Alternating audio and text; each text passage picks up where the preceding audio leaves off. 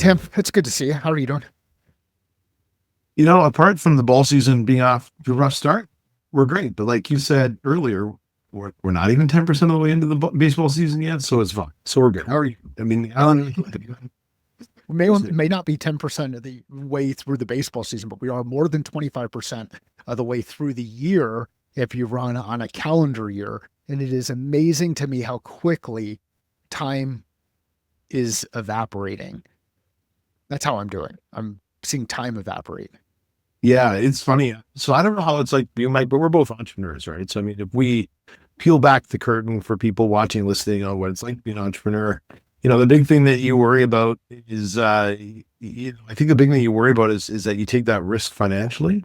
And it's funny, every time I look at the calendar and I look back and I say, oh my goodness, for us, it's 5 years for me next month that we worried about this. We're still here, And so it's like in the time, it just makes the time go faster because you're trying to provide value to people. You're trying to, just make a difference. And then that's the worry is, well, that stuff. And then you look up the calendar, okay, we're okay. And it's like it's made time go very fast being an entrepreneur. I don't know if you had that experience, but I have had that experience. I mean, it's a wild roller coaster ride as you go through it. And, as long as you continue to have fuel in the tank or cash available, Hmm. access to capital, access to resources like that, you can figure things out. The struggle is what happens when you run out of cash or when that fuel starts to deplete. And then how comfortable do you start to feel about taking on risk or adding additional resources into the business to help support things or do specific jobs to be done. So after 9 years and change now into doing this, that's the that's kind of how I'm looking at things. Like, how can I make sure that we've got enough cash to be able to support some of the test? Or if we're running out of cash, how do I do things that I know bring money into the business to help support and kind of replenish resources so that we feel comfortable going out and doing some more things? It's kind of like going to the gas station and you're putting a little bit of gas into the tank. In some instances, you can fill the tank. In other instances, you may not have the resources available to fill the tank. So you just need to get to the next gas station as you go through the process. Yeah, yeah, exactly. And I don't know about you, but I've been on road trips for it's the second. So I've driven across the country twice, and these were younger days, right? Like this is like 1995 Chevrolet Cavalier days, and just funny things happening. And I mean, total side note, but once ended up having to leave the car at the American Canadian border because it just broke down and it wasn't going to get over the border and having to sit in the tow truck to get it back. So that would be the gas station to gas station approach for sure. And there's a time and place for each of those things. There's a time and place, and there's a capacity for risk with each of those things. And yeah, I think there are people who can hear that story and be like, oh, wow. So I'm aware that some people run out of gas. Like, I've seen them out on the side of the road. I'm aware that some people run out of gas. I may or may not have experienced the run out of gas situation. I actually have experienced. I've experienced running out of gas and having to figure out a way to go get fuel into a resource where I can go back out to the vehicle and then get some fuel back into the vehicle and get it moving forward. I am not an expert in gas or fuel. So I know about it. I've experienced it. I'm not an expert in quickly solving for the fuel challenge, other than what I do know based on the experience is I don't want it to happen again. And, so I know actually here's where I've got a little bit of expertise. I have a high level of expertise relative to how many miles I can drive the Jeep after the low fuel warning indicator goes on. Okay. And do you want to elaborate or you just move on from that? I just know, like, I know where things, I know where things are at that point in time. I know when I'm basically running on fumes or running on empty. That comes through the combination of knowledge, experience, and then expertise associated with driving the vehicle and having that vehicle. If I get that low fuel warning indicator on a vehicle that I've rented, I'm probably taking on more risk than I'm comfortable with, and I need to find a gas station at the next place. And I'm going to pull the story together. But what we've gone through is this whole idea of there's knowledge, there's awareness, there's experience, and then there's expertise. Yeah. And they're not the same. No, they really aren't. They really aren't. And so, I mean, let's bring that into knowledge, experience, expertise. I feel like, what was the fourth one, Mike? Say that again. I think you said four things. There's knowledge, value, experience. Four knowledge. So three things: knowledge, Right. awareness. So what do we know? Like, think about it. I can pick up a book, or I can watch a TV show and see that there are people who have run out of gas. Right. So I knowledge, I'm aware that that kind of thing can happen. I may or may not have had the experience of running out of gas.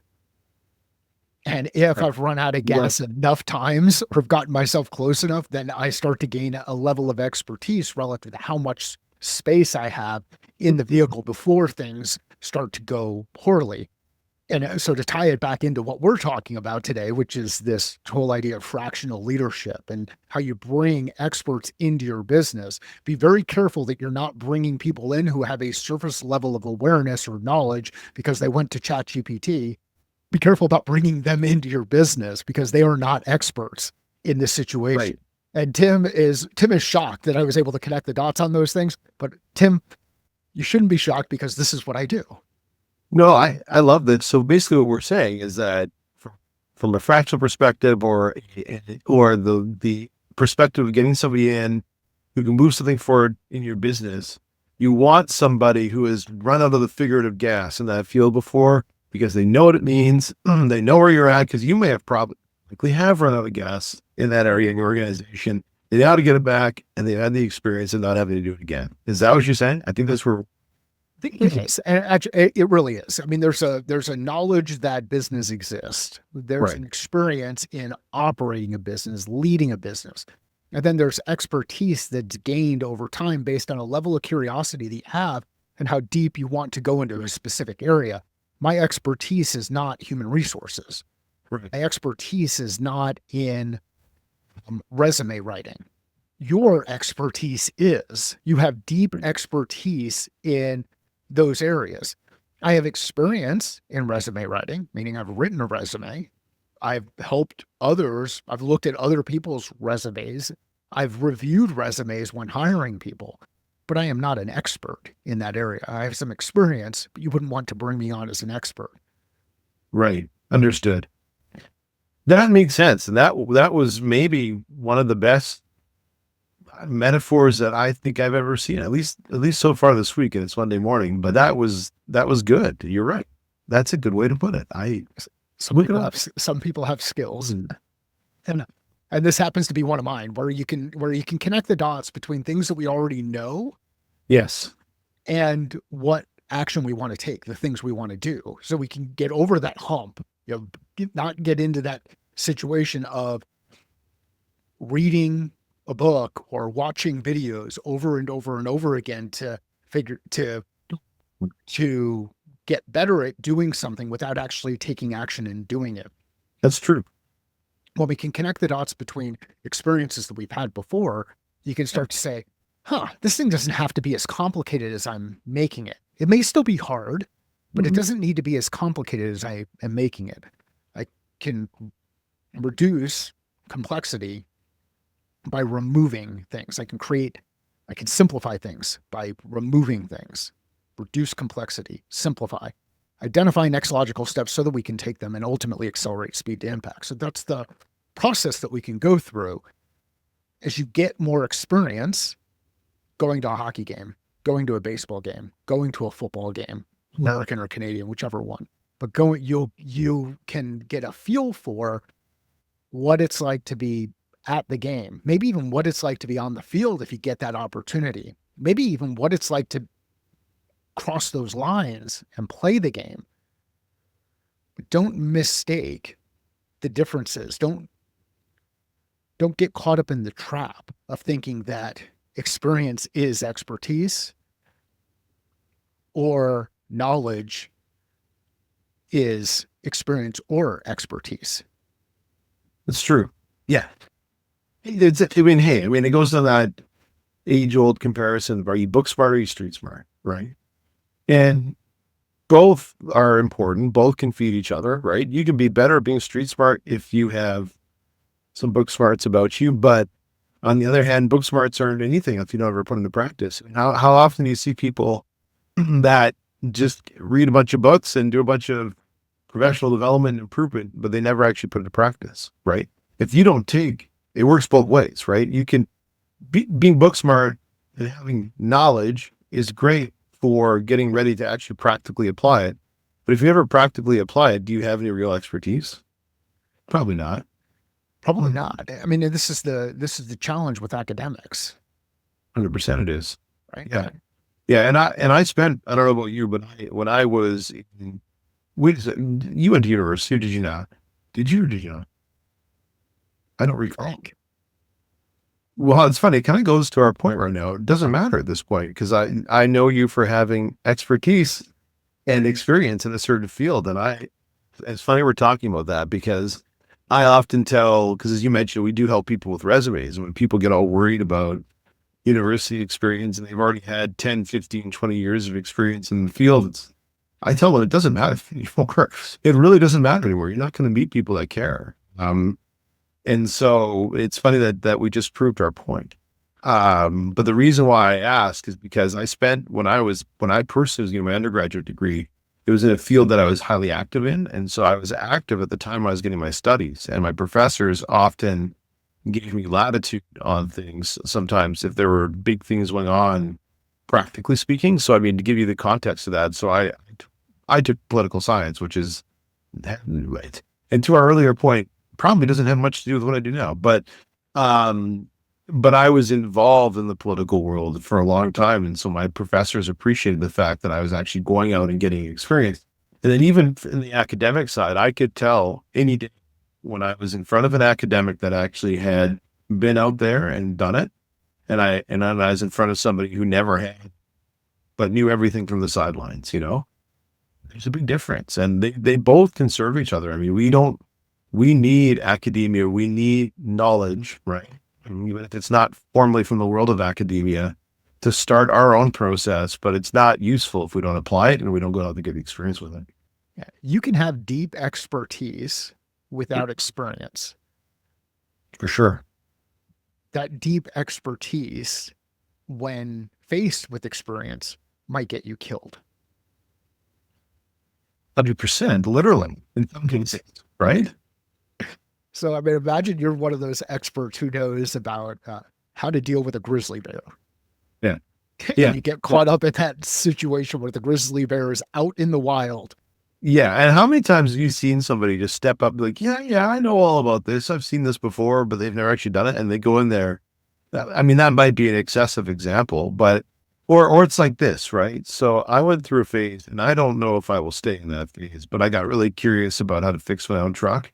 Okay. And so, you watch the repair on YouTube. It takes 20 minutes. And I know what to do. And then you go out there and you start pulling things apart. And no, it's not a 20-minute repair because those people on the YouTube video have done it a million times, and they've probably edited out the frustrating parts. So, because you wouldn't learn anything if you sat there watching them fiddle with it for an hour. They show you the actual parts that matter so you can get to them. But how many times do people read a book or watch a video and know everything, and then they get into the arena and they get mauled by a lion, right? I think that's the danger of that we're running into, especially with some of the tools that are available out there and how accessible information is, and how quickly you can become an expert in a specific area of study from an academic perspective without any experience. So you can use the words. You can use the words in a conversation. You might even be able to ask some of the questions that will help demonstrate that you've got a level of knowledge and expertise. But the reality is, when things are broken, can you actually fix it? Can you actually solve for it? And if you can't, and you're presenting yourself as an expert, you're doing harm in the market. And I think that's this kind of interesting place that we're in now with access to resources like ChatGPT or a Notebook LM or any of the other tools that are available that you can use from an AI perspective, thought partnership perspective, where you can present yourself as an expert and ultimately do more harm than good inside that organization. And unfortunately, when you go do that, you're setting the organization back. Yeah. You're setting the people back inside the organization. You're impacting those families, and you're creating a situation where, well, like I said, you might be doing more harm than good. What do you think? Hey, I agree. And I mean, and we're applying this to the world of fractional, right? Or to the world of, I mean, and so, because I mean, you and I are working together on helping people understand fractional work and make good decisions within that space. You're right. If you are getting help from somebody, I mean, we've talked about this before. There's when somebody's in a permanent role and they have room to learn or grow or space to learn something, um, that is not a bad thing. And it's not a bad thing to give them that type of space to do that or that professional opportunity. But when you're hiring a fractional consultant or a fractional executive, you're expecting them to have already gotten you out of the ditch before, gotten others out of the ditch before. And I think that there are any number of people out there that are consultants or whatever they want to call themselves that are just using Chat GPT and then walking through the steps for the first time. And hey, there's a time and a place for that. Like when people are learning something new, people do need to learn new things as they grow in their careers, and that's okay.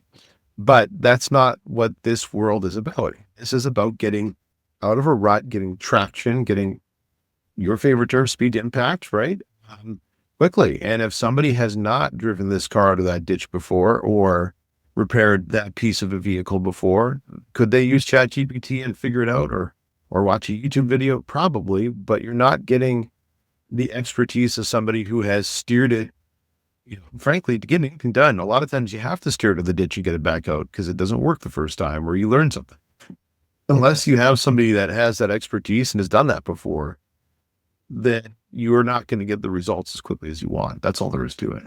Yeah. And I think to Tim's point, learning is a very important thing. Like it's taking a beginner's mind perspective, a continuous learning approach to the way that you do things is very important.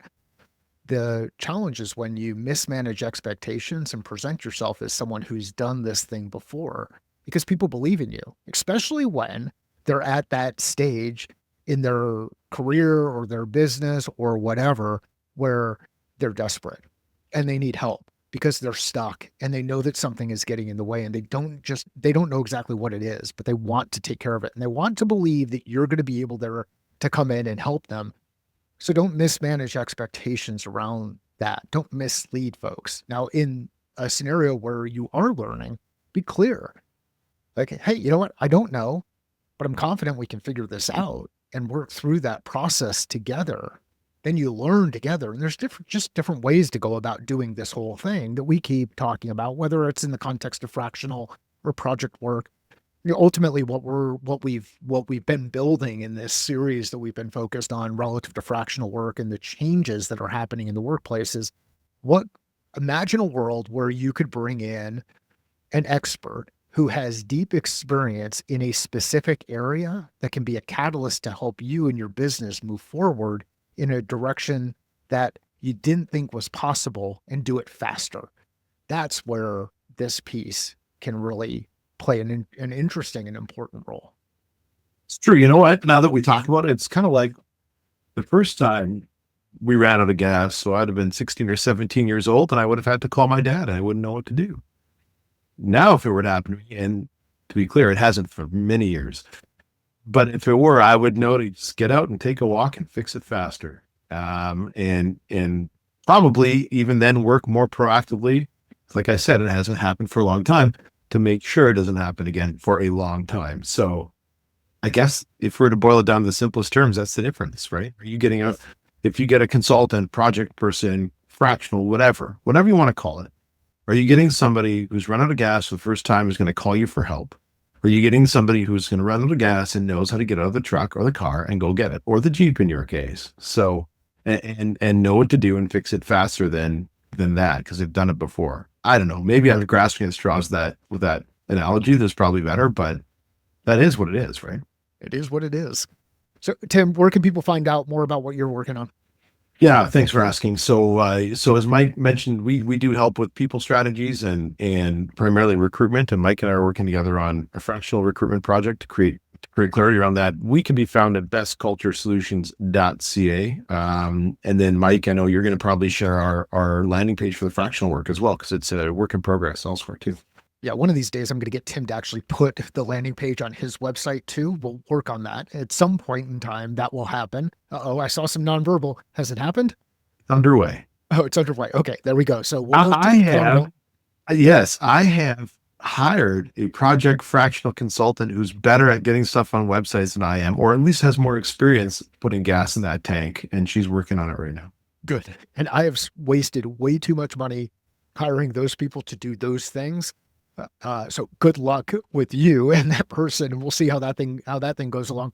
On my side, my focus is on leadership, revenue, and operations. So if you're struggling with, or in the context of people and process, so if you're struggling with leadership moving forward, if you're struggling with revenue, funding the ability to move forward, if you're struggling with operations, getting the things done, knowing how we actually do the work to move forward, those are some good things to get engaged with me on. You can find everything at findmycatalyst.com. And if you want to go to the fractional specific page, go to findmycatalyst.com/fractional. There's a readiness assessment that's there that'll help you assess whether or not you're ready to bring in a fractional resource into your business, whether that's in the context of fractional on the finance side, on the operations side, on the HR side, on the revenue side, which includes marketing, sales, success.